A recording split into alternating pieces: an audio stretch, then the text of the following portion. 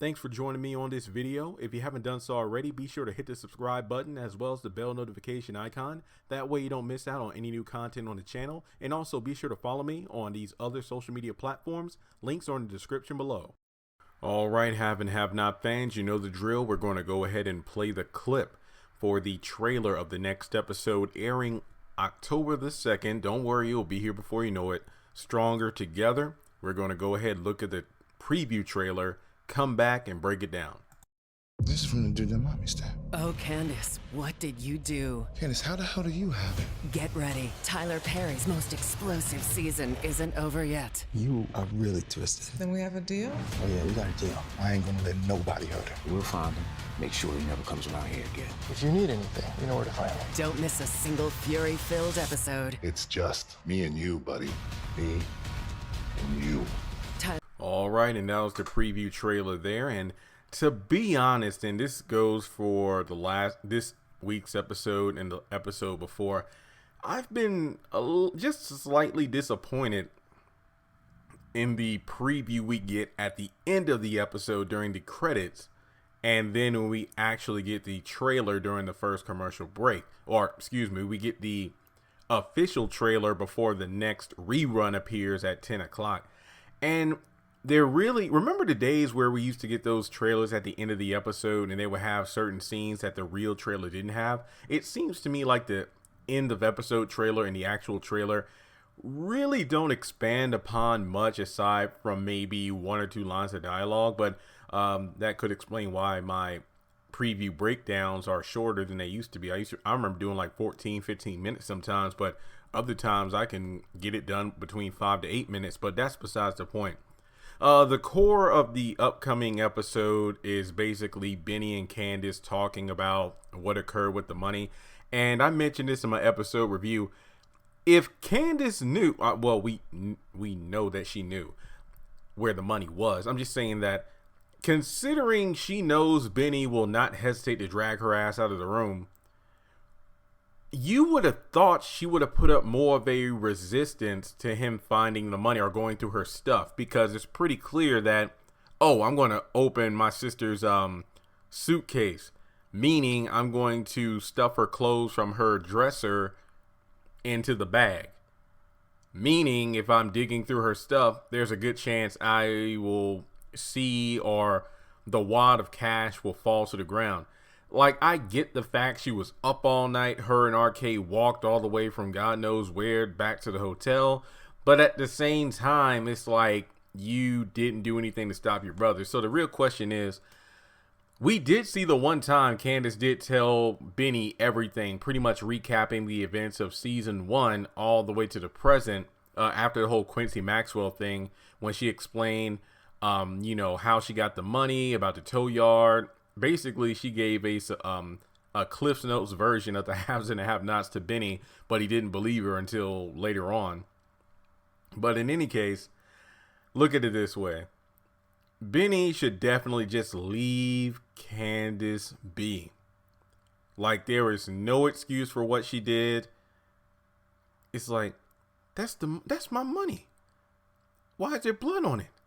That has to be the money that the guy who mommy stabbed. And I'm just like, oh God.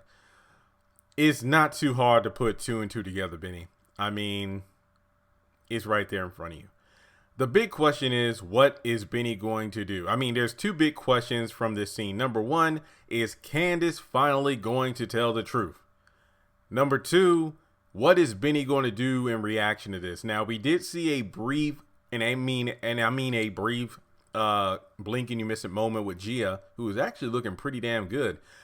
The way she's looking, I'm assuming that Gia comes up to Candace's room and is talking with Candace, and then Benny's there, and it's like, oh, I get it. That's why you didn't want me to be at the house. You used this girl to distract me with sex and everything. And then that leads to that one scene in the trailer we got a while ago where it looks like Candace is slapping someone who I knew was Gia.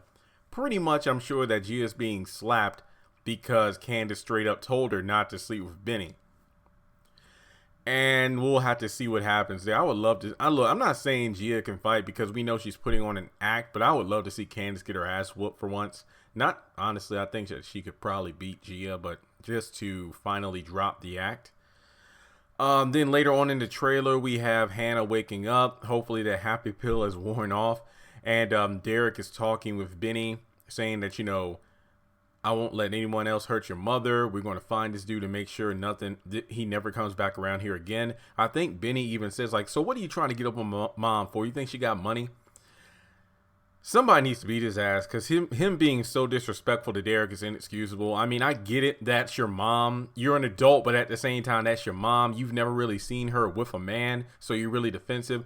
There's a difference between being protective and straight up being disrespectful. Like the way he was talking to Derek, completely out of line. No excuse for that whatsoever. So, yeah. And then we have Broderick talking. It looks like Broderick, I'm guessing that, you know, Hannah probably didn't go to work the next, this day, whatever day it is. She may not go to work because Catherine, obviously, look, you just experienced this. Plus, not to mention that the cops and everything are coming back to your house to do the investigation with the fingerprints. So don't worry about work today. She has other staff members, remember? So one of them probably lets Broderick into the house. So when Catherine is walking by like the living room area, that's why she's surprised, like, oh, what are you doing here? And that's when Broderick talks about the investigation at her hotel about the prostitution ring. Interesting case, because I'm wondering how Broderick is going to play this out. Is he going to throw like Jim and Candace under the bus? To be honest, throwing Jim under the bus for the prostitution ring makes sense, because that means he's going to be out of the picture, making it easier for him to get Catherine. There's that. But also, you know, the fact is like, well, if you need anything, you know how to find me. I'm just like, oh, snap. And even though we know Broderick is trying to scheme Catherine for the money, I just like seeing Catherine having a man making her smile for a change. So that was very interesting. All right, so we got that down. Then we have another scene. It looks like Jim is at the courthouse. I believe he's trying to get the favor that David told him about. And then we had the woman walk up, who I believe is going to be the one representing Wyatt. And first thing that popped up to my mind, I'm pretty sure that Jim is going to try to hit that. So I don't even need to go into more detail there. Then we have Sal Malone. I think in his first speaking roles, like, Wyatt's like, what's your last name? Malone. I kill people. Like, what the hell? And it's like, it's just you and me. You and me. I'm like, well, damn. It's like, I mean, I got a little spooked just hearing that. But Wyatt's not going to die. That's a given based off episode previews and the fact that he's in Atlanta filming season 7. So is Sal. So there's not going to be any murdering. I don't know if Wyatt's going to be cut up or whatnot, but he's not going to die. Suspicions pretty much all gone on that. But then we also see, you know, David and Jeffrey in the hospital. Look like they're both kind of tearing up. David isn't taking the news well about Erica. And I'll definitely do a separate video about, like, you know, was Jim right to tell David? Honestly, I think he was, because that's his best friend. And I think it would have been more painful for David to just keep going on and on about Erica and not being told what was going on than to finally have the truth and then have it sinked in. But the truth about her fate, not necessarily the truth about who she really was. And let's see. Not too much to talk about aside from RK and Veronica. And it looks like he's making a deal with the devil. Basically, you know, they're going to be in the kitchen, probably going through all the details in regards to who Justin is, how RK knows him, and essentially this Veronica plan of getting Jeffrey to fall for yeah, I'm actually scrolling on my Instagram while I'm recording this, and I see Justin actually posting a picture. It looks like he has the makeup on, and it looks like his ass has been beaten. I'm actually happy about this. This is going to be his own video, folks, so be on the lookout. But in any case, yeah, it looks like they're making a deal basically to seduce Jeff. I don't know what the hell kind of plan. I'm at the point where I wish Veronica would just move on, and it's just kind of, it's gotten old with me. I mean, it's one thing to not accept your son is gay, but then at the same time, move on with your life. I mean, you will be so much happier. That's all I'm saying. But overall, you know, I'm looking forward to the episode, October the 2nd. I hope it makes more sense than this last one did. But I am looking forward to the episode itself. Like I said, October 2nd will be here before you know it. What are you most looking forward to in the actual episode? My biggest thing is just simply, Benny, leave your sister alone. Well, excuse me. Yeah, well, Benny, leave your sister alone. Let her do what she does. No matter what you say. I mean, if anything, you're the only one who's been in her corner since the show started. And she screwed you over. Yeah, you know, the tow truck company and the house, but you lost it as soon as you got it. Not to mention all the time she's lied to you. Now, don't get me wrong. I'm not condoning criminal activity, but it's one thing for like a sibling. It's like, hey, I just extorted $10 million from someone. I'm just making up numbers here, folks. I just extorted $10 million, but I'm going to go ahead and get you a house and a tow truck company.